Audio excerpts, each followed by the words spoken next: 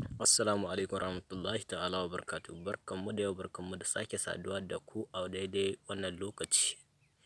To jama'a, barkanmu dai da safe yau Laraba. Ina muku fatan alkhairi da fatan dai kowa ya waye gari cikin ƙoshin lafiya, kuma tare da abokanan zaman shi da tsohi kuma.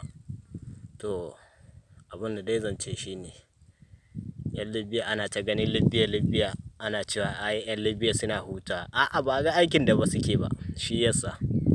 A'a, ba ga aikin da suke ba, shi yasa. Sai ai ta ɗiban kuɗi kawai ana kwasa ne. Kamar ana kwasar su ne ga banza. To ba ga banza suke ba. Wallahi nan wurin kun ga yadda bayana yake.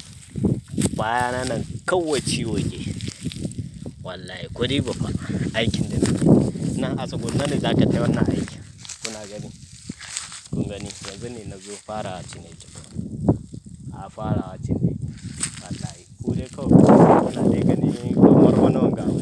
Cikin duwatsuna ma ne muke. Cikin duwatsuna ne muke. Hannuna hannayenki. Wallahi ku dai kawai sai dai godiya kawai. Allah dai tabbatar mana da alkhairi. Ubangiji kuma Allah rufa mana asiri.